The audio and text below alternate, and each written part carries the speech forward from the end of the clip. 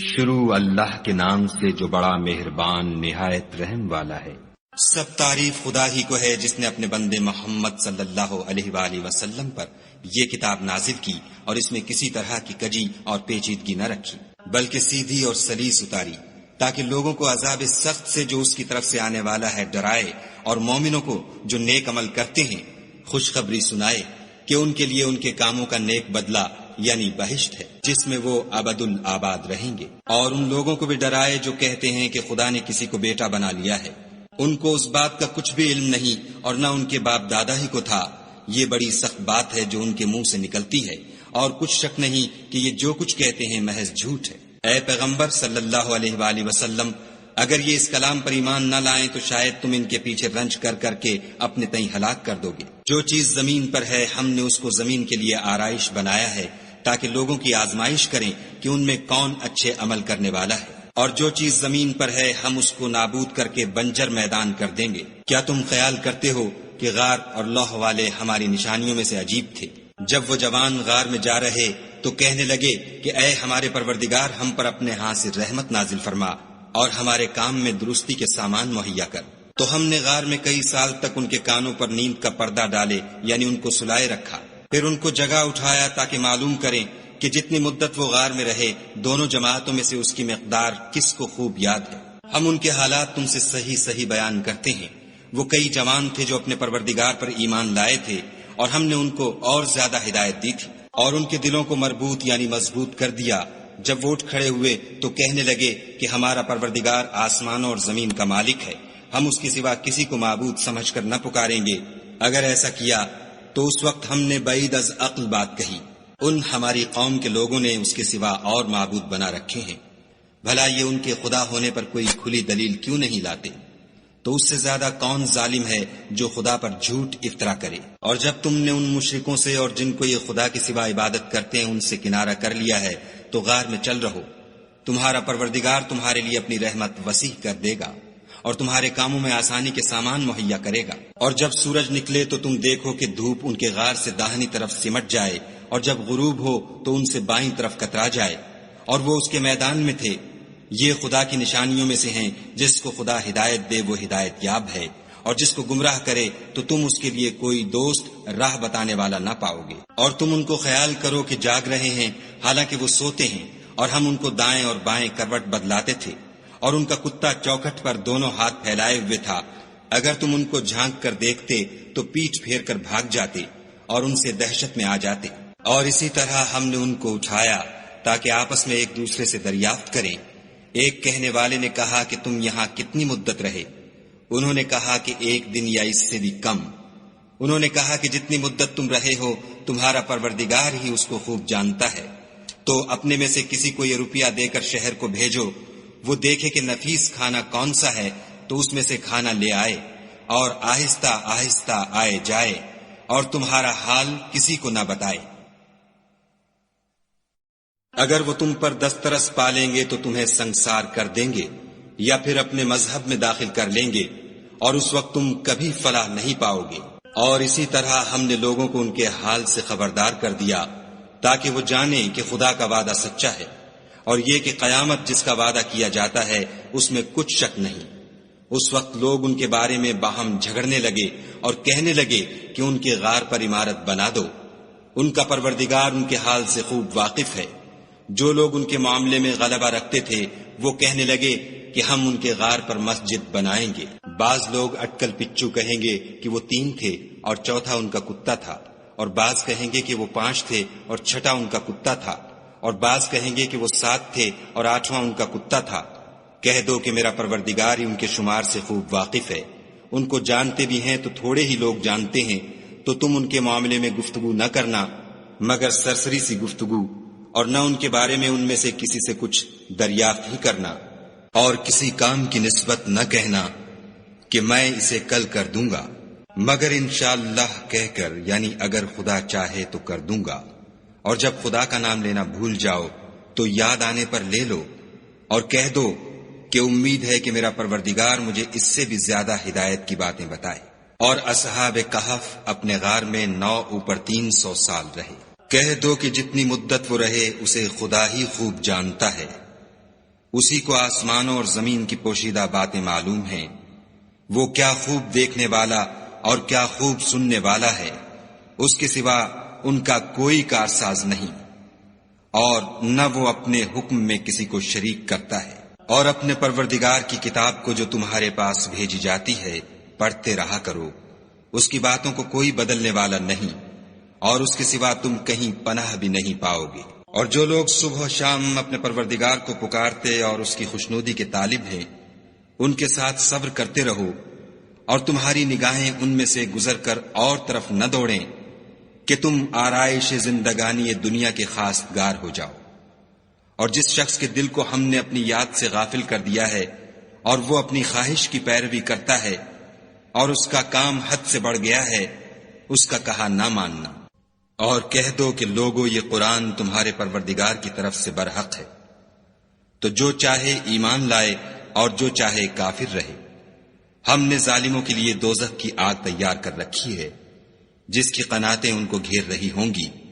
اور اگر فریاد کریں گے تو ایسے کھولتے ہوئے پانی سے ان کی دادرسی کی جائے گی جو پگھلے ہوئے تانبے کی طرح گرم ہوگا، اور جو منہوں کو بھون ڈالے گا ان کے پینے کا پانی بھی برا اور آرام گاہ بھی بری۔ اور جو ایمان لائے اور کام بھی نیک کرتے رہے تو ہم نیک کام کرنے والوں کا اجر ضائع نہیں کرتے۔ ایسے لوگوں کے لیے ہمیشہ رہنے کے باغ ہیں جن میں ان کے محلوں کے نیچے نہریں بہ رہی ہیں، ان کو وہاں سونے کے کنگن پہنائے جائیں گے، اور وہ باریک دیبا اور اطلس کے سبز کپڑے پہنا کریں گے، اور تختوں پر تکیے لگا کر بیٹھا کریں گے۔ کیا خوب بدلہ اور کیا خوب آرام گاہ ہے۔ اور ان سے دو شخصوں کا حال بیان کرو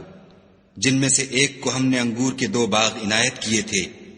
اور ان کے گردا گرد کھجوروں کے درخت لگا دیے تھے اور ان کے درمیان کھیتی پیدا کر دی تھی۔ دونوں باغ کثرت سے پھل لاتے اور اس کی پیداوار میں کسی طرح کی کمی نہ ہوتی، اور دونوں میں ہم نے ایک نہر بھی جاری کر رکھی تھی، اور اس طرح اس شخص کو ان کی پیداوار ملتی رہتی تھی۔ تو ایک دن جب کہ وہ اپنے دوست سے باتیں کر رہا تھا، کہنے لگا کہ میں تم سے مال و دولت میں بھی زیادہ ہوں اور جتھے اور جماعت کے لحاظ سے بھی زیادہ عزت والا ہوں، اور ایسی شیخیوں سے اپنے حق میں ظلم کرتا ہوا اپنے باغ میں داخل ہوا۔ کہنے لگا کہ میں نہیں خیال کرتا کہ یہ باغ کبھی تباہ ہو، اور نہ خیال کرتا ہوں کہ قیامت برپا ہو، اور اگر میں اپنے پروردگار کی طرف لوٹایا بھی جاؤں تو وہاں ضرور اس سے اچھی جگہ پاؤں گا۔ تو اس کا دوست جو اس سے گفتگو کر رہا تھا کہنے لگا کہ کیا تم اس خدا سے کفر کرتے ہو جس نے تم کو مٹی سے پیدا کیا،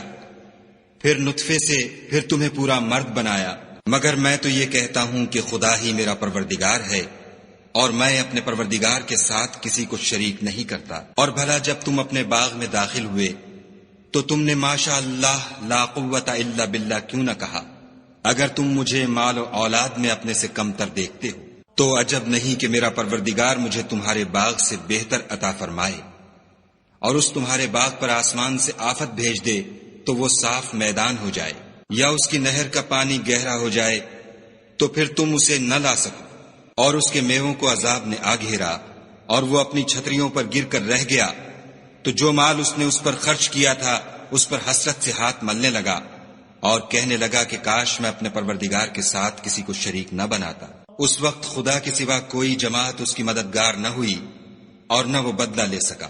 یہاں سے ثابت ہوا کہ حکومت سب خدائے برحق کی ہے، اسی کا صلہ بہتر اور اسی کا بدلہ اچھا ہے۔ اور ان سے دنیا کی زندگی کی مثال بھی بیان کر دو، وہ ایسی ہے جیسے پانی جسے ہم نے آسمان سے برسایا تو اس کے ساتھ زمین کی رویدگی مل گئی، پھر وہ چورا چورا ہو گئی کہ ہوائیں اسے اڑاتی پھرتی ہیں۔ اور خدا تو ہر چیز پر قدرت رکھتا ہے۔ مال اور بیٹے تو دنیا کی زندگی کی رونق و زینت ہیں، اور نیکیاں جو باقی رہنے والی ہیں وہ ثواب کے لحاظ سے تمہارے پروردگار کے ہاں بہت اچھی اور امید کے لحاظ سے بہت بہتر ہیں۔ اور جس دن ہم پہاڑوں کو چلائیں گے اور تم زمین کو صاف میدان دیکھو گے اور ان لوگوں کو ہم جمع کر لیں گے تو ان میں سے کسی کو بھی نہیں چھوڑیں گے، اور سب تمہارے پروردگار کے سامنے صف باندھ کر لائے جائیں گے۔ تو ہم ان سے کہیں گے کہ جس طرح ہم نے تم کو پہلی بار پیدا کیا تھا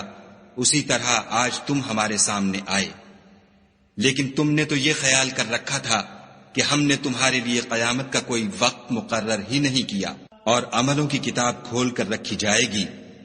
تو تم گناہ گاروں کو دیکھو گے کہ جو کچھ اس میں لکھا ہوگا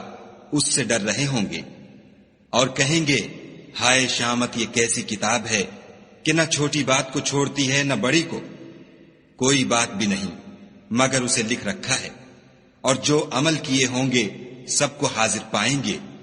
اور تمہارا پروردگار کسی پر ظلم نہیں کرے گا۔ اور جب ہم نے فرشتوں کو حکم دیا کہ آدم کو سجدہ کرو تو سب نے سجدہ کیا مگر ابلیس نے نہ کیا، وہ جنات میں سے تھا تو اپنے پروردگار کے حکم سے باہر ہو گیا۔ کیا تم اس کو اور اس کی اولاد کو میرے سوا دوست بناتے ہو، حالانکہ وہ تمہارے دشمن ہیں، اور شیطان کی دوستی ظالموں کے لیے خدا کی دوستی کا برا بدل ہے۔ میں نے ان کو نہ تو آسمانوں اور زمین کے پیدا کرنے کے وقت بلایا تھا اور نہ خود ان کے پیدا کرنے کے وقت، اور میں ایسا نہ تھا کہ گمراہ کرنے والوں کو مددگار بناتا۔ اور جس دن خدا فرمائے گا کہ اب میرے شریکوں کو جن کی نسبت تم گمان الوہیت رکھتے تھے بلاؤ، تو وہ ان کو بلائیں گے مگر وہ ان کو کچھ جواب نہ دیں گے، اور ہم ان کے بیچ میں ایک ہلاکت کی جگہ بنا دیں گے۔ اور گناہ گار لوگ دوزخ کو دیکھیں گے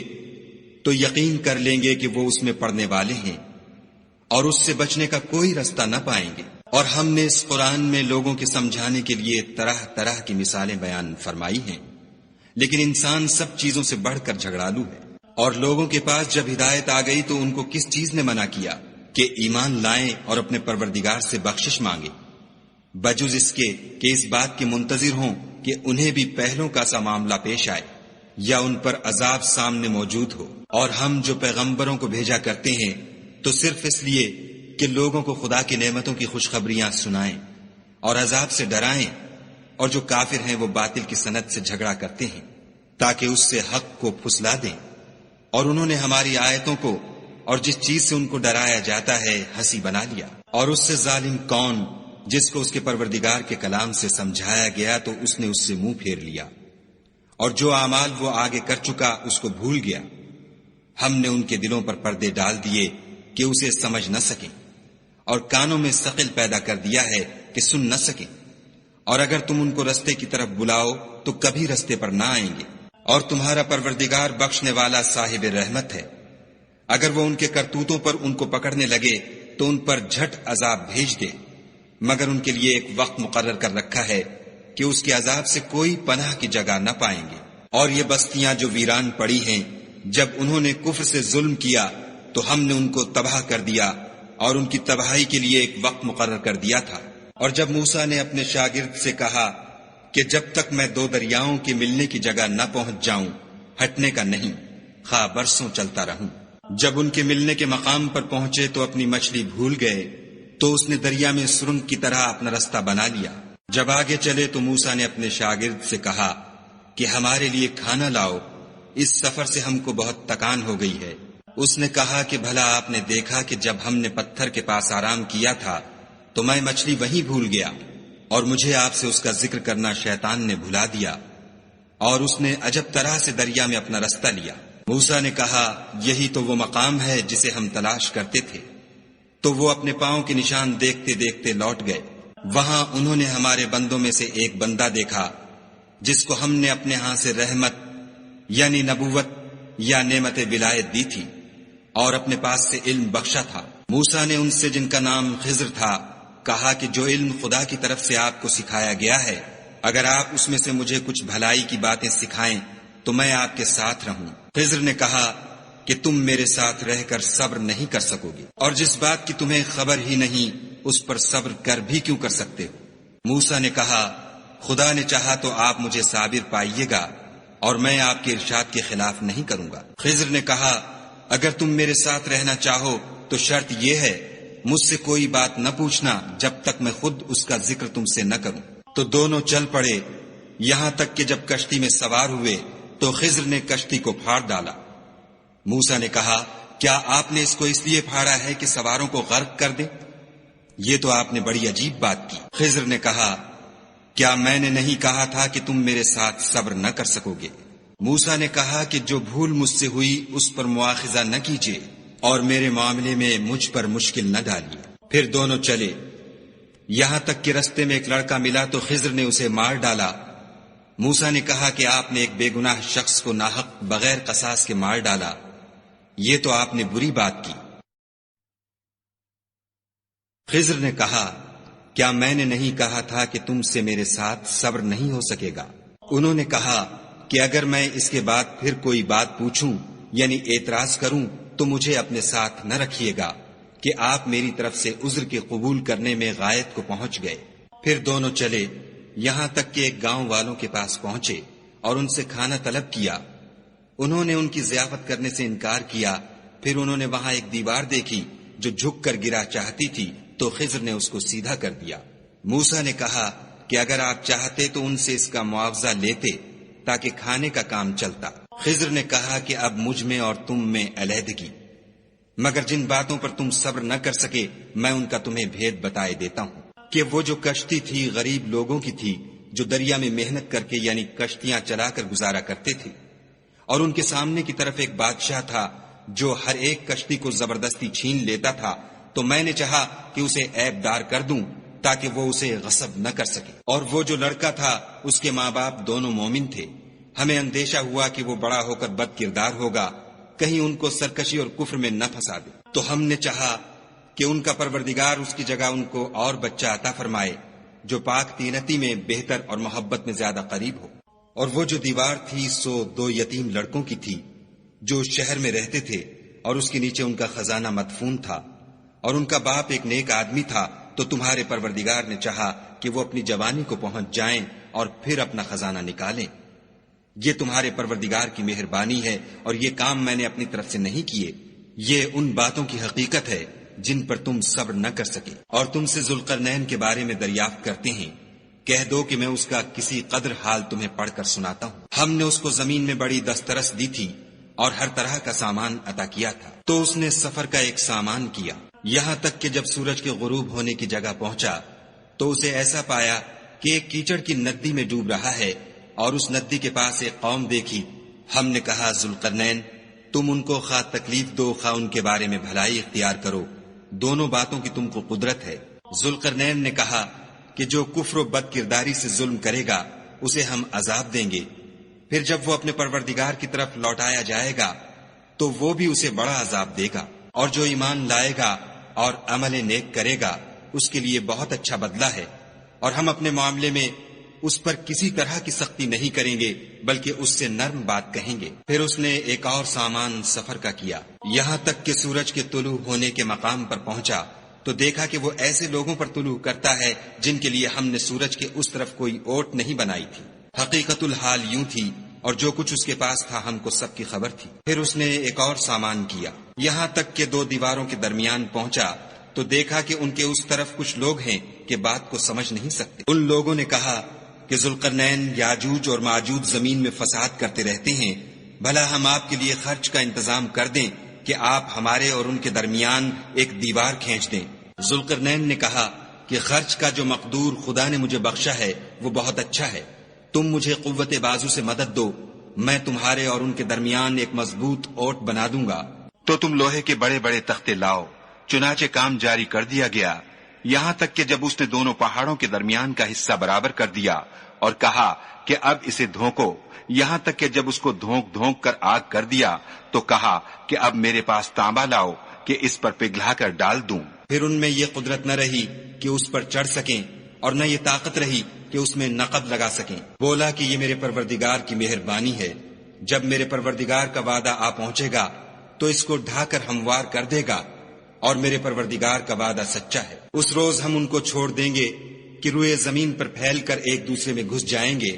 اور سور پھونکا جائے گا تو ہم سب کو جمع کر لیں گے، اور اس روز جہنم کو کافروں کے سامنے لائیں گے جن کی آنکھیں میری یاد سے پردے میں تھیں اور وہ سننے کی طاقت نہیں رکھتے تھے۔ کیا کافر یہ خیال کرتے ہیں کہ وہ ہمارے بندوں کو ہمارے سوا اپنا کارساز بنائیں گے تو ہم خفا نہیں ہوں گے؟ ہم نے ایسے کافروں کے لیے جہنم کی مہمانی تیار کر رکھی ہے۔ کہہ دو کہ ہم تمہیں بتائیں جو عملوں کے لحاظ سے بڑے نقصان میں ہیں، وہ لوگ جن کی سعی دنیا کی زندگی میں برباد ہو گئی اور وہ یہ سمجھے ہوئے ہیں کہ اچھے کام کر رہے ہیں۔ یہ وہ لوگ ہیں جنہوں نے اپنے پروردگار کی آیتوں اور اس کے سامنے جانے سے انکار کیا تو ان کے اعمال ضائع ہو گئے، اور ہم قیامت کے دن ان کے لیے کچھ بھی وزن قائم نہیں کریں گے. یہ ان کی سزا ہے یعنی جہنم، اس لیے کہ انہوں نے کفر کیا اور ہماری آیتوں اور ہمارے پیغمبروں کی ہنسی اڑائی. جو لوگ ایمان لائے اور عمل نیک کیے ان کے لیے بہشت کے باغ مہمانی ہوں گے، ہمیشہ ان میں رہیں گے اور وہاں سے مکان بدلنا نہ چاہیں گے. کہہ دو کہ اگر سمندر میرے پروردگار کی باتوں کے لکھنے کے لیے سیاہی ہو تو قبل اس کے کہ میرے پروردگار کی باتیں تمام ہوں سمندر ختم ہو جائے، اگرچہ ہم ویسا ہی اور اس کی مدد کو لائیں. کہہ دو کہ میں تمہاری طرح کا ایک بشر ہوں، البتہ میری طرف وہی آتی ہے کہ تمہارا معبود وہی ایک معبود ہے. تو جو شخص اپنے پروردگار سے ملنے کی امید رکھے چاہیے کہ عمل نیک کرے اور اپنے پروردگار کی عبادت میں کسی کو شریک نہ بنائے.